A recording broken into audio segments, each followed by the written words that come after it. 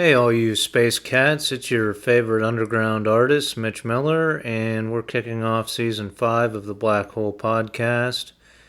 This season we're going to call Trafnet. Trafnet is the name of a nonprofit I am trying to get off the ground, dedicated to tackling the traffic problem. So I'll go into details about that. Basically, Trafnet stands for Traffic Magnet. Trafnet.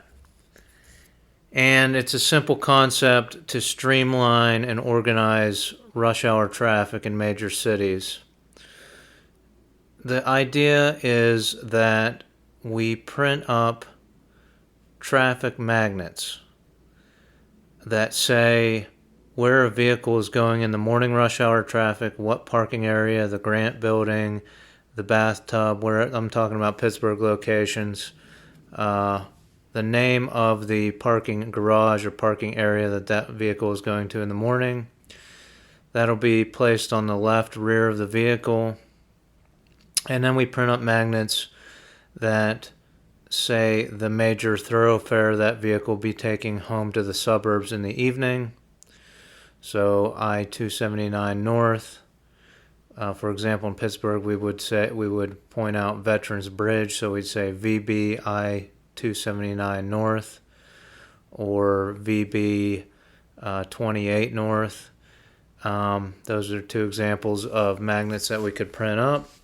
Those would be placed on the right rear of the vehicle. So my thought process is that if drivers can pinpoint where a vehicle is going, they will become more organized and streamlined. And one example of this would be that instead of a driver saying, I'm not going to let this person merge in front of me because they're going to go 2 blocks and then they're going to merge right and get out of the lane, and because they don't know where they're going and I don't know where they're going. Now they know exactly where they're going. If they study the traffic patterns, which we'll make easily available on our website, they'll know that if they're taking this route, they're going to get in the left lane and stay in the left lane. So now they're more likely to let them merge in front of them into the left lane because they know that person is going to stay in that lane and make a left up in 3 blocks. Same thing, maybe they need to merge into the right lane, they're making a right in 2 blocks, and then they're going to turn into that garage. So I'm going to let them go because that garage is right there, and I know exactly where they're going. So that's the concept behind Trafnet. There's going to be a technology side to it.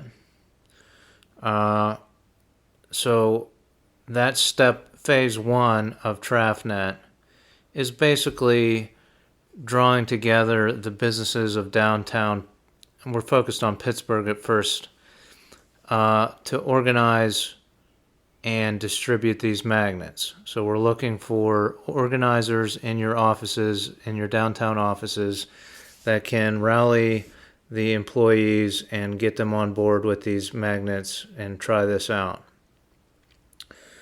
So that's step 1, make connections with the employers, make contacts in each office.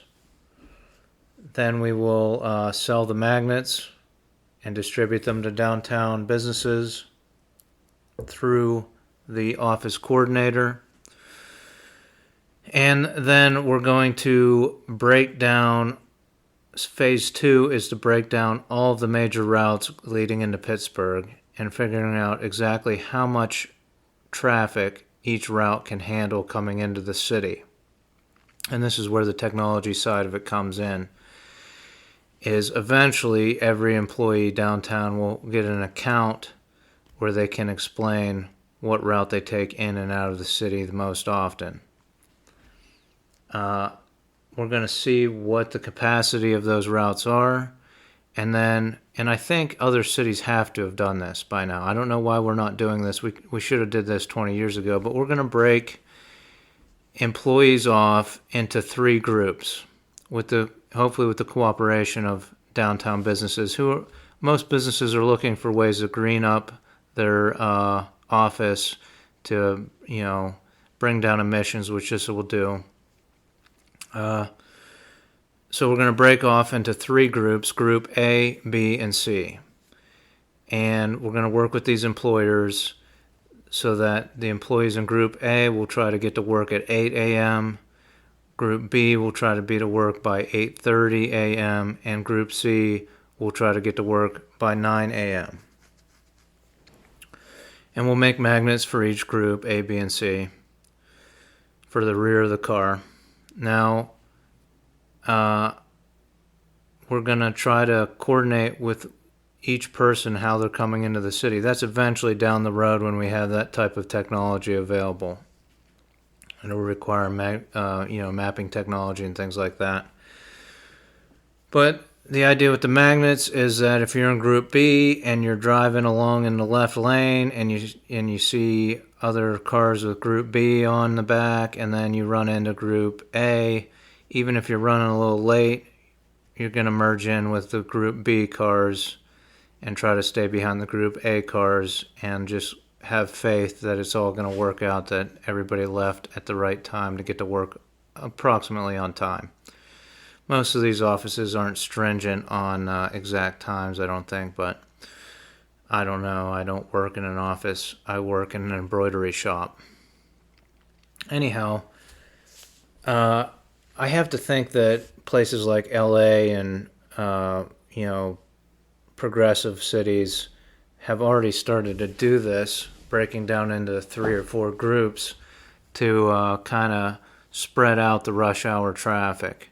But if they haven't, I'm happy to move, go city by city, and I think it's going to reduce emissions. I think this will reduce emissions in the United States and hopefully globally eventually. But I don't want to make it about emissions. Now, I consider myself an environmentalist. You may not think so because I started as a coal miner, started this podcast as a coal miner. But my desire to be out of the field of wireless waves on the surface of this planet for 8 to 10 to 12 hours a day and be 900 feet underground out of that field of wireless waves is what drove me to become a coal miner, not that I wanted to increase global emissions. I've always wanted to decrease global emissions. But I think the best tactic here is to make it about traffic, because half of the United States is divided on emissions and whether we should limit them or reduce them. Half of the country's divided. But nobody, almost nobody, likes to sit in rush hour traffic, unless maybe you love podcasts and you listen to podcasts in rush hour traffic. If so, please like and share my podcast. But most of the people, it just boils people's blood to sit in bumper-to-bumper rush hour traffic. So we're going to streamline that and make it so that you can get to work within a reasonable amount of time and you don't sit in this rush hour traffic. We're going to work with the city. We'll have construction type scenarios where we can divert traffic and things like that. So that's the large scope of the platform. The first step is just selling these magnets. It's a nonprofit that sells these magnets. And if I said you can reduce your commute by 20 minutes a day just by putting a couple magnets on the back of your car, would you do it? Just to try it out? So I hope people will adopt this, and I think it's a simple strategy that could have been done. I mean, the technology's been there for 50 years.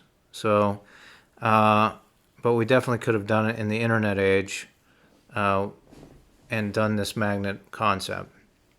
But I don't want to leave out rural drivers, because we have a plan for urban drivers, for suburban drivers, and I have lots of traffic ideas. You'll know that if you read my novel Femme Party, which talks about enforcing traffic law a little differently to empower small communities and neighborhoods and kind of supplement EVs and electric vehicles.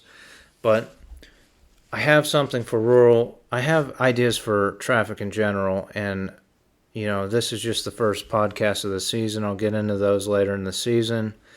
But I have something for rural drivers as well, and that is if we can group together, if we can start a group. I'm going to start a Facebook group, and I'm going to start a website. I've already started a GoFundMe campaign. I've posted that to my Facebook group, my Facebook account. So if you have access to any of my websites, plotm.com, mitchformayor.com, you'll see my Facebook. You can friend me on Facebook and see my GoFundMe campaign for this nonprofit, to form this nonprofit, Trafnet. But for the rural drivers, if we can put a group of people together, maybe in a Facebook group or some other type of organizing group, I think we can lobby at least Pennsylvania state to make it mandatory on interstates that all commercial vehicles stay in the right lane. They cannot get out in the passing lane between the hours of 7 a.m. and 7 p.m. So half of the day, they have to stay in the right lane. And that's during peak hours when people are commuting and things like that. How many times have you been on the interstate and sat for 10 minutes behind a tractor trailer going 65 in a 70 mile per hour interstate, passing another tractor trailer that's going 60? So that clogs up traffic.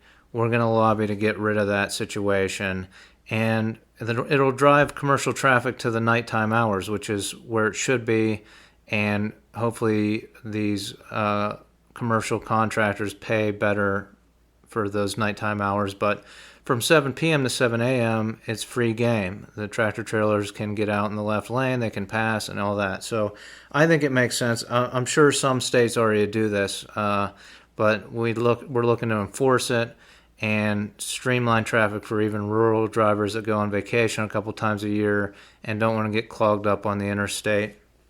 So that's one idea I have for rural drivers. So that's the concept with Trafnet. Those are some of the concepts we're developing. I hope you'll support us. I have, like I said, started a GoFundMe, and eventually we'll get a website going, and I'll talk to some lawyers about incorporating as a sole nonprofit. I'll get into that. That'll all be in this season's podcast, and we'll keep working from there. So hopefully we can find eventually a computer science person like I've been looking for 3 years now to help with this project. And I did write to Google about this concept. So if you work for Google and you want to moonlight with me, there shouldn't be any conflict of interest, because I wrote to them to see if they would use their mapping system to help me track this program and see if it's working. But I think we just do it, and we'll figure out how to track it later. But if it could work, why not try it? Why not try? I think it makes sense. I think the traffic will become more streamlined, and there's a big future to this concept. So thanks for listening. I want to thank my sponsors, Krabby Kelly's. If you're in Utica, Pennsylvania, stop by for a drink at Krabby Kelly's. Get all your STDs at Krabby Kelly's. That's snacks, tobacco, and drinks. If you find yourself in Incheon, South Korea, drop in to Liquor Burger for a nice burger and a cocktail. Tell them Mitch sent you. That's Liquor Burger in Incheon, South Korea. Also, please subscribe to the YouTube channel Disability TV. There's hikes, outdoor things on there. Support my channel there. And the Neon Grouse, that's neongrouse.com, embroidery, Neon Grouse embroidery and screen printing shop. If you need a logo or design screen printed or embroidered on a garment or clothing, contact us. And it's official, I'm on the payroll at Neon Grouse. I'm no longer working in trade for my clothing line that never launched and never went anywhere. Hopefully we have better luck with Trafnet, but I am on the payroll at Neon Grouse. If you'd like to go through me to make an order, 30% of my profit goes to subsidizing clothing for people with disabilities. What's that, Zelda? We got to wrap up? All right. My producer, Zelda, says we have to wrap up, so thanks for listening, and join me next time.